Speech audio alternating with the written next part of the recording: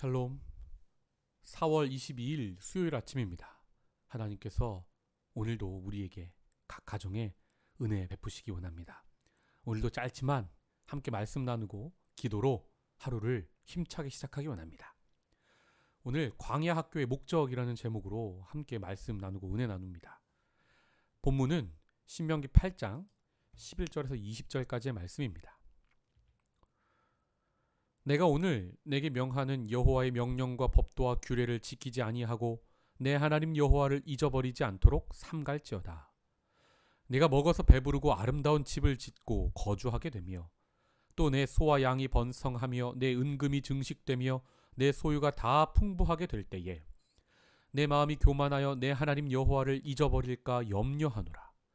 여호와는 너를 애굽 땅 종되었던 집에서 이끌어내시고 너를 인도하여 그 광대하고 위험한 광야 곧 불뱀과 전갈이 있고 물이 없는 간조한 땅을 지나게 하셨으며 또 너를 위하여 단단한 반석에서 물을 내셨으며 내 조상들도 알지 못하던 만나를 광야에서 내게 먹이셨나니 이는 다 너를 낮추시며 너를 시험하사 마침내 내게 복을 주려 하심이었느니라. 그러나 내가 마음에 이르기를 내 능력과 내 손의 힘으로 내가 이 재물을 얻었다 말할 것이라. 내 하나님 여호와를 기억하라. 그가 내게 재물 얻을 능력을 주셨습니다. 이같이 하심은 내 조상들에게 맹세하신 언약을 오늘과 같이 이루려 하심이니라.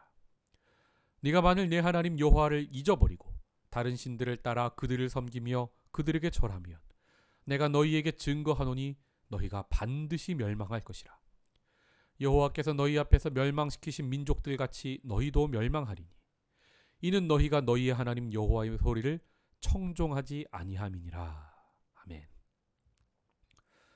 광야 학교의 목적이라는 제목으로 함께 말씀 나누겠습니다.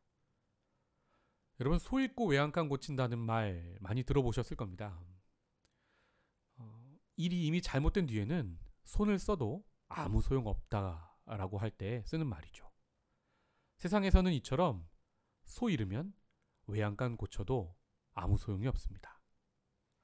그런데 하나님 안에서는 다릅니다. 성경이 바로 소 잃고 외양간 고친 이야기이고, 더 정확히 말하자면 성경이 사람이 죄짓고 타락하여 하나님을 잃어버렸는데 회개하여 다시 하나님을 찾게 되는 이야기이죠. 성경을 보면 맨 처음 아담이 정령 죽으리라는 하나님 명령을 잊고 선악과 따먹어서 망합니다. 그런데 하나님이 은혜로 가죽옷을 지어 그 허물을 가려주시죠. 이스라엘 백성도 광야에서 하나님께서 하신 명령을 잊고 가나안 땅에 들어가서 하나님을 잊습니다. 그래서 그들의 나라가 둘로 갈라지게 되고 망하게 되고 70년 포로 생활 후에 겨우 하나님의 은혜로 돌아올 수 있었습니다. 그들이 돌아온 땅에서 주신 말씀대로 메시아를 기다려야 하는데 보내주신 메시아를 알아보지 못하고 그만 십자가에서 예수를 죽입니다. 하나님은 또 이것을 통해 오히려 죄와 사망의 권세를 이기는 역설을 보여주십니다. 성경은 이처럼 사람이 계속 하나님을 잃어버리고 주신 명령과 말씀을 잊어버려서 망하게 됐는데 하나님께서 전적인 은혜로 우리에게 찾아와 우리를 구원해 주시는 이야기로 가득 채워 있습니다. 이렇게 성경에 보면 하나님은요, 우리를 사랑하셔서 외양간 고칠 시간을 다시 허락하십니다. 다시 우리에게 찾아와 주십니다. 무슨 뜻이냐면 하나님은 우리에게 회개하고 말씀에 순종할 기회를 다시 주신다는 말이죠. 그렇게 회개하고 외양간 고치는 곳이 바로 광야 학교입니다. 우리는 광야에서 다시 말씀을 가까이 하게 됩니다. 어디서부터 내가 잘못되었을까 돌이키게 됩니다. 그래서 말씀에 철저히 순종하는 법을 배우게 됩니다. 이스라엘 백성에게 40년 광야 생활도 그랬습니다. 그들에게 광야는 단순히 벌받고 죽는 그런 장소가 아닙니다. 그들에게 광야는 출애굽 2세대가 말씀을 배우고 순종을 배우고 하나님 나라에 대한 소망을 배운 곳, 그것이 바로 광야였습니다. 그러므로 큰 안목에서 보자면 광야 학교에 입학한 것은요, 하나님의 은혜의 시작입니다. 원래 하나님 뜻은 사실 이스라엘이 바로 출애굽 이후에 시내산에서 말씀을 받고 언약을 체결하고 가나안에 들어가는 거였습니다. 그들이 있던 곳에서 3일이면 가는 길이었습니다. 그런데 그들이 받은 말씀에 불순종하고 쿠데타를 일으켜서 애굽으로 돌아가려 하죠. 그렇게 그들이 3일 길을 놔두고 가나안 땅을 앞에 두고 40년 광야 길을 걸어갔던 겁니다. 생각해보면 하나님의 능력으로 애굽에서 그들을 빼오는 데는 6월절 하룻밤이면 충분했습니다. 그런데 그들 안에 있는 그 뼛속 깊이 있는 노예근성, 애굽을 향한 마음을 빼내는 데는 이렇게 40년이라는 긴 시간이 걸린 것을 봅니다. 우리도 하나님 만나고 회심하여 구원받는 것은요, 어쩌면 수련의 하룻밤이면 충분합니다. 그런데 우리 안에 여전히 있는 세상을 향한 마음, 그런 쓴뿌리들이 빠지고 없어지는 데는 40년이 넘게 걸리기도 하는 걸 봅니다. 그렇게 우리에게 광야의 훈련을 허락하시는 하나님의 목적은 무엇입니까? 오늘 본문 16절의 말씀을 함께 살펴보겠습니다. 함께 읽어볼까요? 내 조상들도 알지 못하던 만나를 광야에서 내게 먹이셨나니 이는 다 너를 낮추시며 너를 시험하사 마침내 내게 복을 주려 하심이었느니라. 16절이 광야 훈련의 목적을 말씀하고 있는데요. 광야에서 만나를 먹이시며 우리를 40년간 훈련하신 이유를 설명하고 있습니다. 그것은 바로 우리 사람을 낮추시기 위함이라고 말씀합니다. 우리가 진짜로 낮아져서 이 광야의 시험을 잘 통과해서 우리가 진짜 하나님의 백성이 되고 그리스도인이 되어 진정한 복을 받도록, 단순히 가나안만 가는 게 복이 아닙니다. 가나안에서 말씀에 순종하여 하나님의 통치를 받아 그것을 하나님의 나라로 바꾸는 것이, 그것이 진정한 복이었거든요. 그 진정한 복을 받도록 하나님은 우리에게 광야 훈련을 허락하시는 겁니다. 광야에서 우리가 낮아지다 못해 날마다 죽고 하나님께서 내 안에 사시는, 그래서 말씀이 나를 통치하는 훈련을 우리가 받게 되는 겁니다. 성도 여러분, 우리가 살면서요, 세상에서 우리가 높아지면 우리는 결국 죽게 됩니다. 선악과도 우리가 하나님처럼 높아지려고 해서 따먹었습니다. 그러다 죽게 되었죠. 내가 낮아져야 합니다. 내가 죽어야 합니다. 내 마음의 보좌가 텅 비어야만 하나님께서 내 마음의 보좌에 앉으실 수 있습니다. 그때 비로소 우리는 말씀의 통치를 받게 되고 우리가 전적으로 말씀에 순종하게 됩니다. 이렇게 광야에서 철저하게 낮아지는 훈련을 해야만 하나님이 주신 가나안 땅에서 우리가 배부르고 아름다운 집에서 살고 소와 양과 많은 재물을 얻게 되었을 때 변질되지 않을 수 있는 겁니다. 여러분, 내가 낮아진다는 것은요, 이 누리게 되는 모든 것이 하나님이 주셨다는 것을 인정하는 것입니다. 반대로 내가 교만하다는 것은 이 모든 것을 내 힘으로 얻었다고 생각하는 겁니다. 본문 말씀 17절과 18절의 말씀을 보겠습니다. 그러나 네가 마음에 이르기를 내 능력과 내 손의 힘으로 내가 재물을 얻었다 말할 것이라. 변할 걸 알고 말하는 거죠. 네 하나님 여호와를 기억하라. 잊지 말라는 겁니다. 그가 너에게 재물 얻을 능력을 주셨습니다. 이같이 하심은 너희 조상들에게 맹세하신 언약을 오늘과 같이 이루려 하심이라.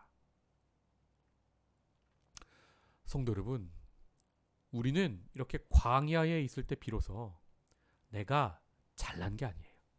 모든 것이 하나님이 주셨음을 깨닫고 우리가 겸손해질 수 있는 겁니다. 얼마 전에 유병희 권사님께서 카톡방에 올려주신 글을 보고 제가 깊은 묵상을 하게 되었습니다. 그 글을 제가 잠시 그대로 읽겠습니다. 프랑스에 93살 할아버지가 코로나19에 감염되어 병원에 이송되었습니다. 그는 24시간 동안 산소 공급을 받게 되었습니다. 그 뒤로 건강이 좋아져 퇴원할 때 의사 선생님이 할아버지께 50만 프랑의 의료 계산서를 보여주었습니다. 그러자 할아버지는 눈물을 흘리기 시작했습니다. 의사는 할아버지를 달래면서 계산서 때문에 괴로워하지 말라 말했습니다. 그러자 할아버지께서는 저는 지금 지불하게 될 금액을 보고 눈물을 흘리는 것이 아닙니다. 저는 치료비를 전부 지불할 수 있습니다. 제가 눈물을 흘리는 것은 고작 24시간 공급받은 산소 금액이 50만 프랑이나 된다는 사실 때문입니다. 저는 93년 동안이나 하나님께서 주신 산소를 마시면서 돈을 지불한 적이 없습니다. 그러면 제가 하나님께 얼마나 많은 빚을 진 것입니까? 라고 말하자 의사 선생님도 이 이야기를 듣고 고개를 숙이게 되었다고 합니다. 여러분, 짧지만 많은 것을 생각하게 하는 글이죠. 사람이 이렇게 어려울 때, 광야에 있을 때 비로소 당연했던 모든 것이 사라지고 모든 것이 하나님의 은혜였음을 알고 겸손을 배우게 되는 겁니다. 사람은 자꾸 겸손을 잊어요. 당연하다고 생각해요. 그런데 광야는 모든 것을 주신 분이 하나님임을 깨닫게 해줍니다. 그래서 모세가 광야학교 마지막 날, 광야학교의 교장 선생님이죠. 모세가 인도하신 분은 하나님이시고요. 이제 졸업생은 출애굽 2세대들입니다. 그 졸업하는 출애굽 2세대들에게 계속해서 하는 말이 뭡니까? 여호와의 명령과 규례와 법도를 절대 잊지 말라고 신신당부하고 있습니다.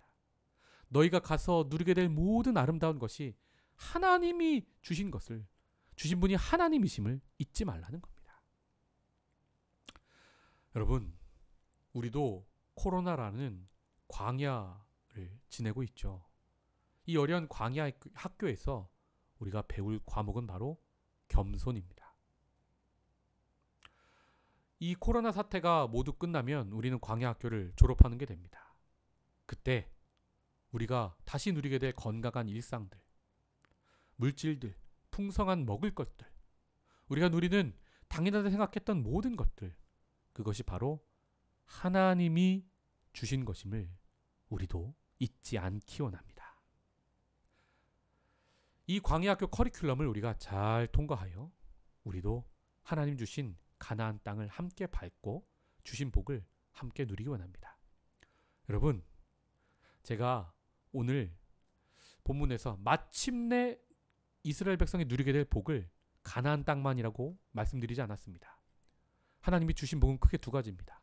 하나는 가나안 땅이고요. 또 하나는 하나님이 주신 말씀이에요. 가나안 땅이라는 공간에서 말씀에 순종할 때 하나님께서 통치하시고 그 가나안 땅이 비로소 하나님의 나라가 되는 겁니다. 성도 여러분, 우리도 이 광야학교를 졸업할 때 하나님이 두 가지 복을 주실 것입니다. 하나는요, 건강한 일상이고요. 다른 하나는요, 말씀이에요. 우리가 말씀을 잊지 않기 원합니다. 명령과 규례와 법도를 잊지 않아야만 이 모든 평범한 것을 주신 분이, 이 모든 귀한 것을 주신 분이 하나님임을 우리는 잊지 않게 되는 겁니다. 이 사실을 우리보다 4,000년 전에 깨닫고 하나님께 감사의 고백을 한 사람이 있습니다. 그 사람이 바로 욥입니다. 욥기 1장 21절의 말씀입니다. 욥이 많은 고난을 당하고 이런 고백을 합니다. 이르되 내가 모태에서 알몸으로 나와 싸운즉 또한 알몸이 그리로 돌아가올지라. 주신 이도 여호와시요 거두신 이도 여호와시오니 여호와의 이름이 찬송을 받으실지니이다. 아멘. 우리도 알몸으로 왔다가 이 땅에 다시 알몸으로 하나님께로 돌아갑니다. 우리의 궁극적 소망은 이 땅에 있지 않습니다. 우리의 본향 하나님께 있습니다. 그러므로 우리가 이 땅 광야길 걸을 때에 우리가 이 땅에 힘든 것, 또 이 땅에 좋은 것 너무 연연하지 않기 원합니다. 필요한 것을 하나님께 구해야죠. 건강한 삶을 구해야 하고 이 모든 어려움이 없어지기를 우리는 간구해야 합니다. 그러나 그 전에 이 모든 아름다운 것을 주신 분이 하나님임을 잊지 않아야 합니다. 우리의 모든 소망이 하나님께 있음을 우리는 잊지 않아야 하는 겁니다. 그러므로 이 광야길 걸어갈 때 우리가 순례자의 찬송을 함께 부르며 걸어가기 원합니다. 기도하겠습니다. 하나님, 주신 분이 하나님이시고 취하시는 분도 하나님이심임을 우리가 알게 하옵소서. 이 광야길 걸을 때 우리가 깨닫는 것이 무엇입니까? 이 모든 아름다운 것을 주신 분이 하나님임을 우리는 광야에서 비로소 깨닫습니다. 하나님, 그러므로 우리의 궁극적 소망을 하나님께만 두며 이 땅을 나그네로 순례자로서 찬송하며 걸어가기 원합니다. 하나님, 우리의 복이 되어 주십시오. 하나님께서 우리에게 복으로 주신 말씀을 잊지 않고 가나안 땅에 들어가게 하여 주옵소서. 오늘도 이 아침에 주신 말씀 묵상하며 오늘 하루를 살아가오니 우리와 동행하옵소서. 예수님의 이름으로 감사하며 기도하옵나이다. 아멘. 오늘 하루도 주신 말씀으로 승리하십시오. 다 함께 기도의 자리로 나아갑니다.